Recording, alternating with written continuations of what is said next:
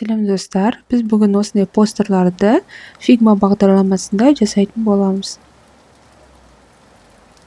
Бірінші постер үшін Instagram форматындағы фреймді қосамыз және қалған суретімізді орналастырамыз.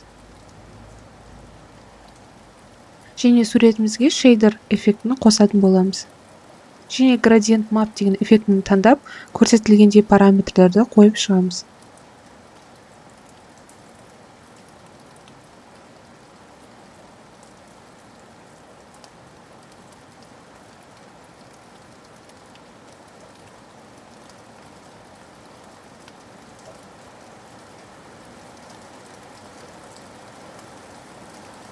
Енді қалаған градиентімізді енгіземіз. Мен бұл жерде розовый түсті таңдадым.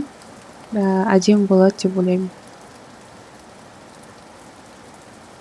Және екінші түсімізді таңдаймыз.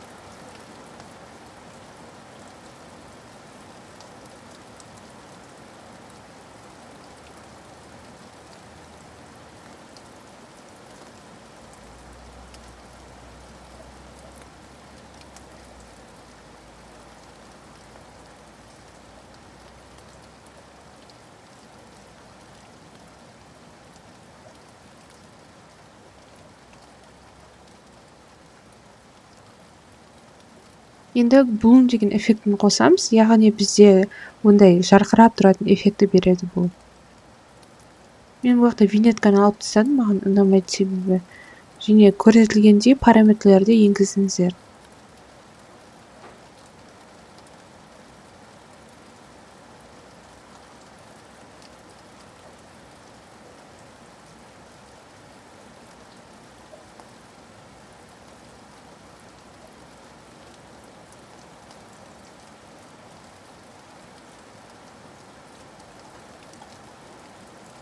Және тағы бір шейдерді қосамыз. Бұл шейдер призмадан өткен сияқты бір 3D-шный эффектін береді.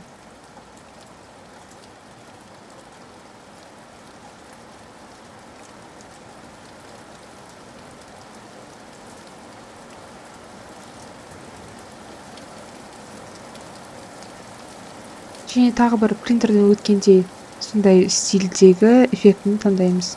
Бұл халк тон деп аталады. Және көрсетілгендей параметрларын өзгертеміз.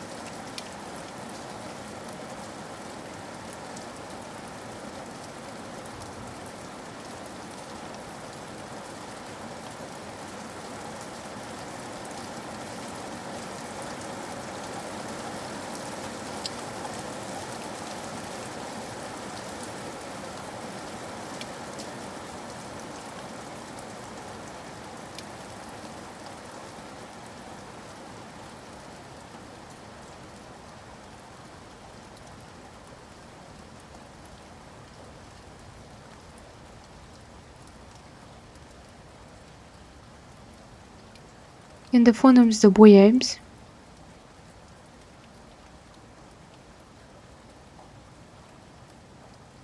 Енді суретпен фонның арасын жұмсарту үшін осындай төртбұрышты алып, оны фонның цветіне бояп, бұны размытие жасаймыз. Сол кезде бір-бірінің арасы жұмсақ переход болады.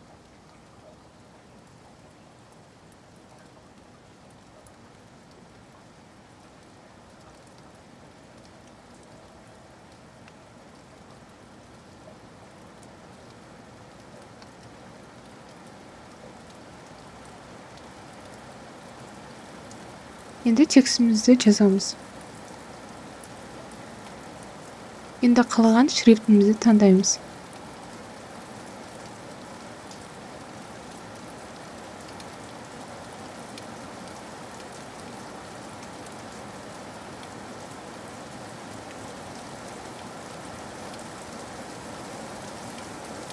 Енді текстімізді flatten батырмасы арқылы оны векторға, яғни SVG форматына ауыстырамыз. Енді екінші текстімізді бірінші текстің үстіне қойып, оған шекарасын сызамыз. Яғни бізде бұл кезде үстінде тұрғандай әдемі бір эффект береді.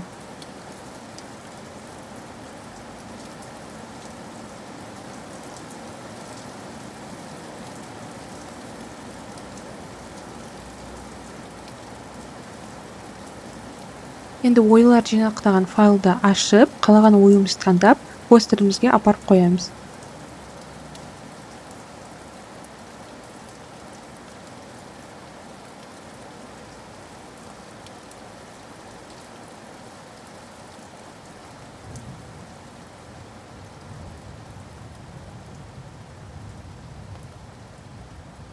Енді векторге кіріп, оның шекарасын, яғни обводкасын жасап, ішінде тұрған филді, яғни ішіндегі тұрған фонды алып тастаймыз. Бізде сол кезде осындай сыртқа сызылған сызық сияқты эффекті пайда болады.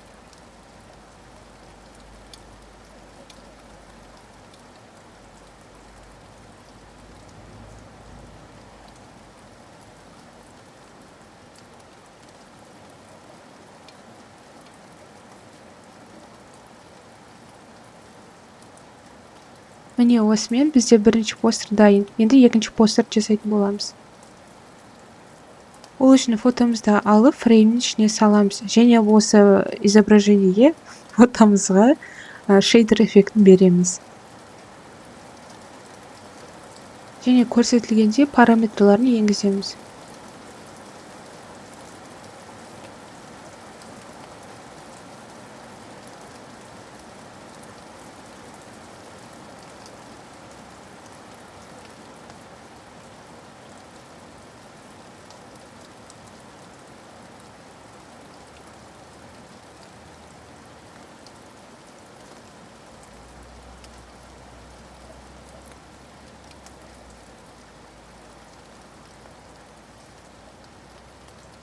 Енді екінші шейдер таңдаймыз. Бұл жерде жарқырап тұратын эффекттері қосылады.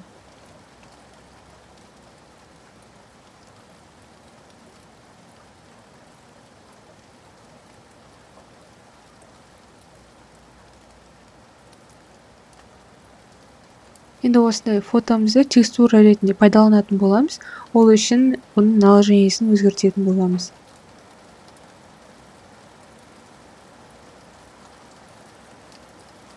Және осыған одан да жарқырап ететін эффектіні қосамыз.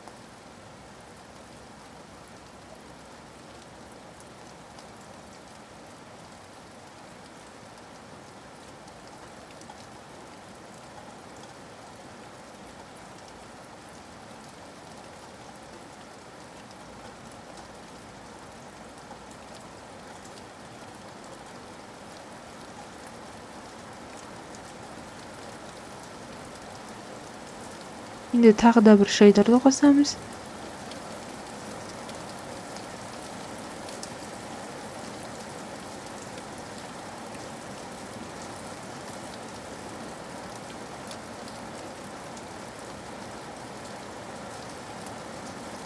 Енді қазір мен басқа текстура ретінде сурет таңдаған болатын.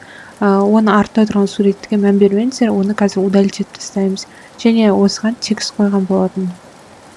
Осыған енді шейдер қосамыз. Көрсетілгенде енді дичер деген. Бұл андай телевизорден көрсеткен сияқты эффектін береді. Біртүрлі өзі. Бірақ әдемі болып көрінеді. Енді осы изображение фотомызды ұстап тұрып, Photopea деген плагинді ашамыз. Бұл фотошоптың бір түрі. Сосын стойды выделять етіп, жұмсақ өшіргішпен өшіріп шығамыз.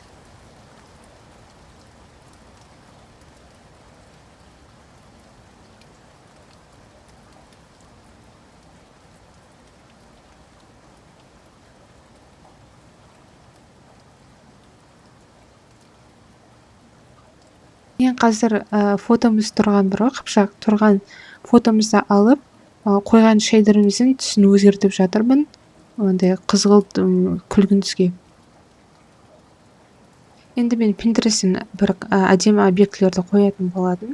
Егер осындай Pinterest'тен открытый источниктардан бір фотоларды алатын болсаңыз, бұларды сатуға болмайды, естеріңізде болсын. Бұны тек өзіңіздің портфолиоңызға немесе әлеуметтік желілерде салып қойсаңыз болады.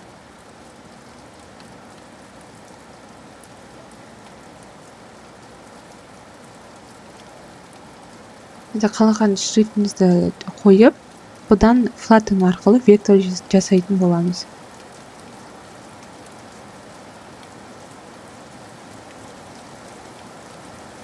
және қалаған жерге орналастырамыз.